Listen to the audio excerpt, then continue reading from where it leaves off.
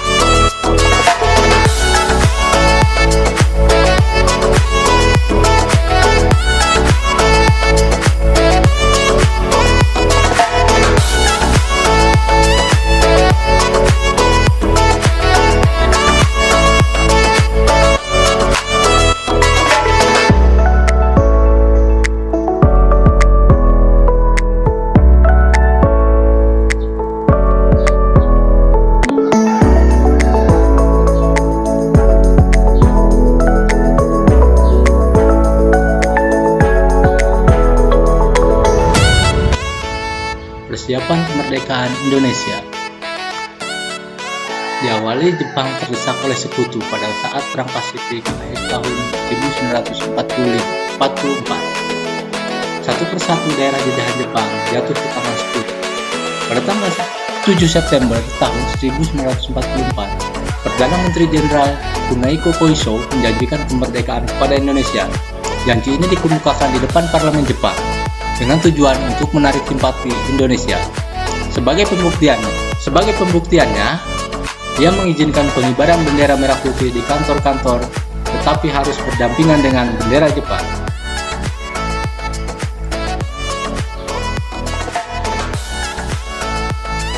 Untuk mempersiapkan kemerdekaan Indonesia, maka dibentuklah Badan Penyelidik Usaha Persiapan Kemerdekaan Indonesia atau BPUPKI. Dan yang kedua, Panitia Persiapan Kemerdekaan Indonesia atau PPKI. Pembentukan Badan Penyelidik Usaha Persiapan Kemerdekaan Indonesia atau BPUPKI dibentuk pada tanggal 1 Maret tahun 1945. Terdiri dari atas 63 orang anggota yang diketuai oleh Dr. KRT Rajiman Wirjoningrat. Adapun sidang pertama BPUPKI dilaksanakan pada tanggal 29 Mei sampai 1 Juni tahun 1945 dan sidang kedua dilaksanakan pada tanggal 10 Juli sampai 17 Juli tahun 1945. Sidang pertama BPUPKI membahas tentang rumusan dasar negara Indonesia. Acara dalam sidang ini adalah mendengarkan pidato dari 3 tokoh utama pergerakan nasional, yaitu Mr. Muhammad Yamin, Mr. Supomo, dan Insinyur Soekarno. Mr. Muhammad Yamin pada tanggal 29 Mei tahun 1945 mengemukakan gagasan yang pertama tentang pri kebangsaan, yang kedua pri kemanusiaan, yang ketiga pri ketuhanan, dan yang keempat pri kerakyatan, kelima kesejahteraan rakyat. Sedangkan Mr. Supomo pada tanggal 31 Juni tahun 1945 gagasannya adalah 1. Kesatuan, 2.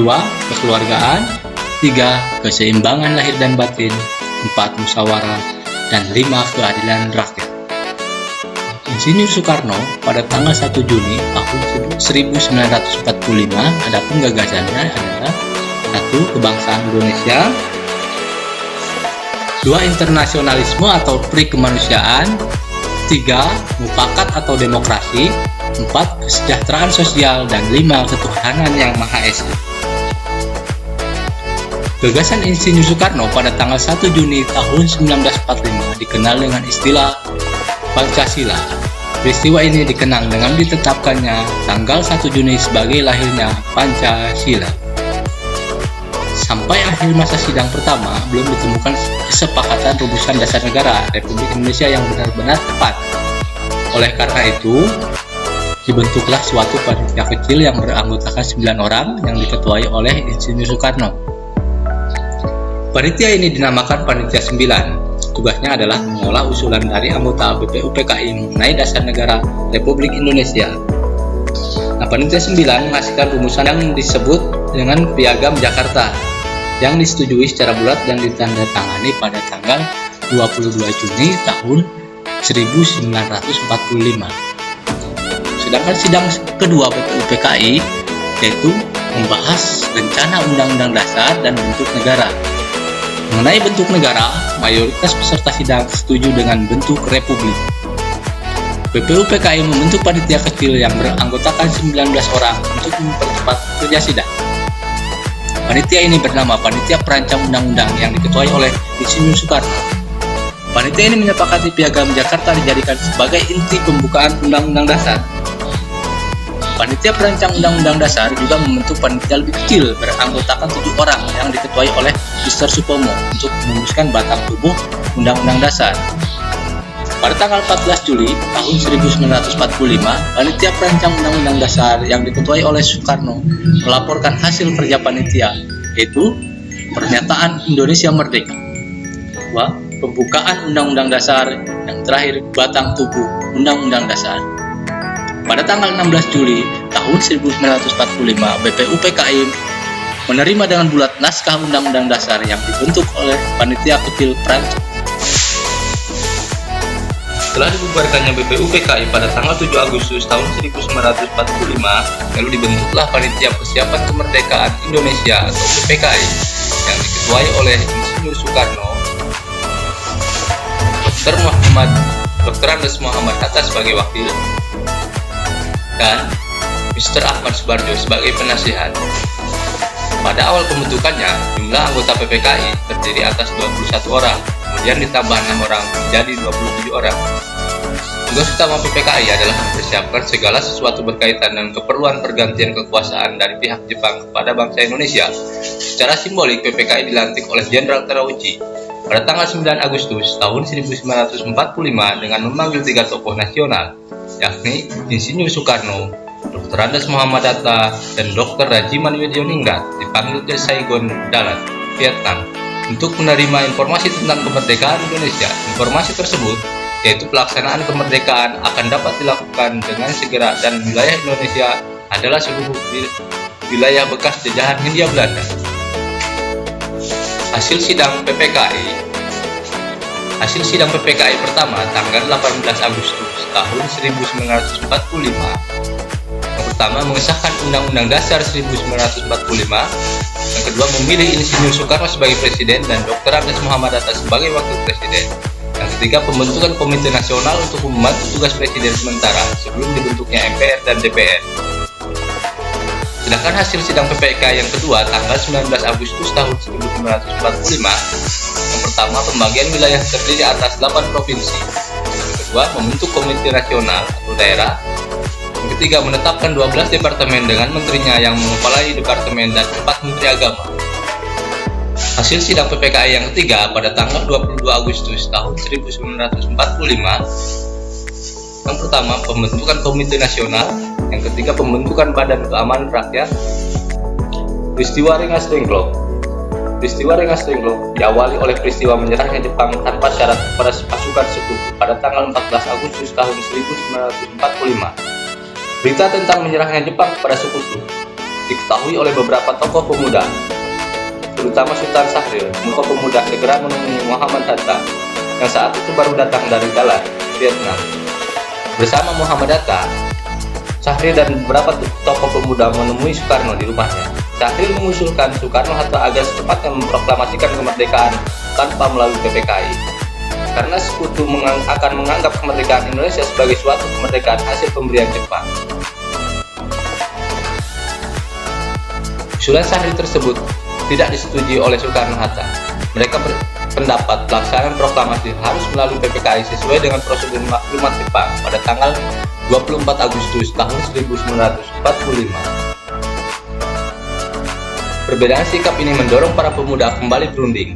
Pada pukul 24 menjelang 16 Agustus tahun 1945, rapat ini dihadiri oleh Soekarni, Khairul Saleh, Yusuf Gunto, Dr. Muwardi, Sudanko Singgi, dan Dr. Sucipto. Pada 16 Agustus tahun 1945, pukul 04.30, Soekarno-Hatta dibawa para pemuda ke Rengas Dengklok, Karawang, Jawa Barat.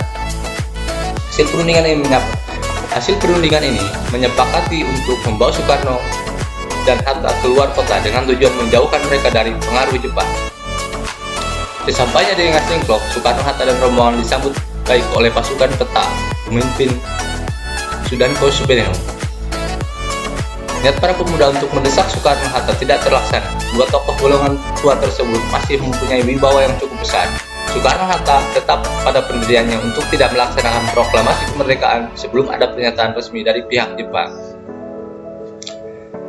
Ahmad Subarjo datang beserta sekretaris pribadinya, Sudiro, pada pukul 17.30 WIB. Ahmad Subarjo memberitahukan dan menyerahnya Jepang kepada sekutu. Mendengar berita itu, Soekarno-Hatta akhirnya bersedia memproklamasikan kemerdekaan Indonesia di Jakarta. Ahmad Subarjo memberikan jaminan dengan nyawanya sendiri bahwa proklamasi kemerdekaan akan dilaksanakan esok hari, selambat-lambatnya pukul 12 waktu Indonesia bagian Barat. Dengan jaminan yang meyakinkan tersebut, Sudanko Subeno bersedia melepaskan Soekarno-Hatta. Rumusan teks proklamasi kemerdekaan Indonesia pada malam hari 16 Agustus 1945, pukul 20 waktu Indonesia Barat. Soekarno-Hatta beserta rombongan berangkat menuju Jakarta, lalu dilanjutkan ke rumah kediaman Laksamana Maeda.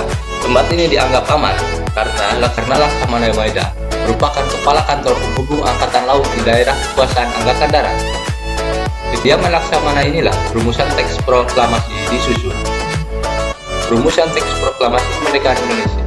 Insinyur Soekarno menuliskan konsep proklamasi kemerdekaan Indonesia, sedangkan kalimat pertama dari teks proklamasi merupakan syarat Ahmad Subarjo berisi pernyataan kehendak bangsa Indonesia untuk merdeka. Kalimat terakhir merupakan sumbangan dari Muhammad Hatta. Kalimat kedua berisi pernyataan mengenai pemindahan kekuasaan. Pada pukul 4 waktu Indonesia Barat, Soekarno membacakan hasil rumusan tersebut. Akhirnya, seluruh tokoh yang hadir pada saat itu menyetujui secara bulat konsep proklamasi tersebut. Hatta mengusulkan agar teks proklamasi itu ditandatangani oleh seluruh yang hadir sebagai wakil bangsa Indonesia. Sedangkan dari golongan muda mengajukan usul bahwa teks proklamasi cukup ditandatangani oleh Soekarno dan Hatta atas nama bangsa Indonesia. Adapun tiga perubahan yang terdapat pada naskah hasil ketikan Said Melik, kata tempo diganti menjadi tempo, kata wakil-wakil bangsa Indonesia diganti menjadi atas nama bangsa Indonesia. 3. Penulisan tanggal yang tertera di Jakarta 17/8/05 menjadi Jakarta hari 17 bulan 8 tahun 05. Selanjutnya Soekarno mengusulkan agar pembacaan proklamasi dilakukan di Jalan Pegangsaan Timur nomor 56 Jakarta. Usulan itu diterima. Pertemuan kemudian bubar setelah penentuan waktu upacara pembacaan proklamasi kemerdekaan, yaitu tanggal 17 Agustus tahun 1945 pukul 10 waktu Indonesia Barat. Proklamasi kemerdekaan tanggal 17 Agustus tahun 1945. Proklamasi adalah momentum penting bagi bangsa Indonesia. Kemerdekaan bangsa Indonesia merupakan langkah awal untuk menata diri agar diakui keberadaannya oleh dunia internasional. Tepat pukul 10 waktu Indonesia Barat, upacara proklamasi kemerdekaan Indonesia dimulai. Setelah pidato dan pembacaan proklamasi selesai, kemudian dilakukan Hendra Ningrat dan Es Suhu. Rakyat yang hadir serempak menyanyikan lagu kebangsaan Indonesia Raya. Upacara proklamasi ditutup oleh sambutan Wali Kota Jakarta, Sudirjo dan Dr. Muwardi. Peristiwa yang sangat bersejarah tersebut berlangsung secara sederhana dan hanya memakan waktu kurang dari 1 jam. Meskipun demikian, peristiwa tersebut membawa pengaruh yang luar biasa dan hebatnya bagi bangsa Indonesia. Proklamasi kemerdekaan ini merupakan tonggak berdirinya negara Republik Indonesia yang berdaulat. Sambutan rakyat terhadap proklamasi kemerdekaan. Puncak perjuangan bangsa Indonesia dalam merebut kemerdekaan dari tangan penjajah adalah dengan diproklamasikannya kemerdekaan Indonesia pada tanggal 17 Agustus tahun yang pertama, rapat raksasa di lapangan UKM. Rakyat Indonesia baik di pusat maupun di daerah pada umumnya melakukan aksi aksi yang mendukung diproklamasikannya kemerdekaan Indonesia. Para pemuda yang dipelopori oleh pembentukan aksi Meteng 31 menghendaki agar para pemimpin perjuangan kemerdekaan mau bertemu dengan rakyat dan berbicara di hadapan mereka mengenai kemerdekaan Indonesia sebagai puncak perjuangan bangsa Indonesia. Masalah yang menjadi perhatian adalah sikap tentara Jepang dengan rencana bentrokan antara pasukan Jepang dan massa dapat terjadi sewaktu-waktu.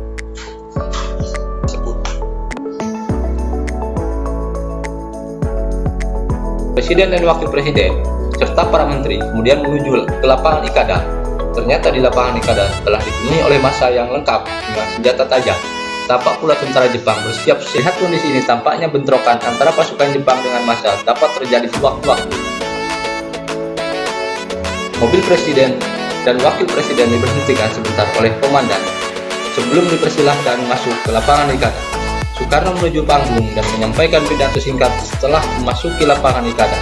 Soekarno meminta dukungan dan kepercayaan rakyat Indonesia untuk mematuhi kebijaksanaan-kebijaksanaannya, patuh dan disiplin dalam pidatonya.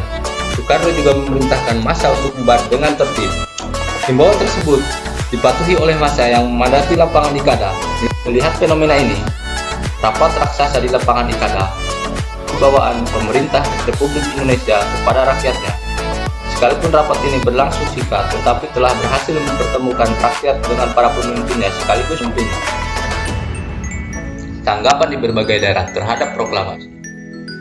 Berita proklamasi segera menyebar ke berbagai daerah di Indonesia. Piknik Merdeka mewarnai salam masyarakat Indonesia di setiap gang, pasar, lembaga pendidikan, dan berbagai tempat umum lain. Demikianlah pertemuan kita kali ini. Semoga bermanfaat. Assalamualaikum warahmatullahi wabarakatuh.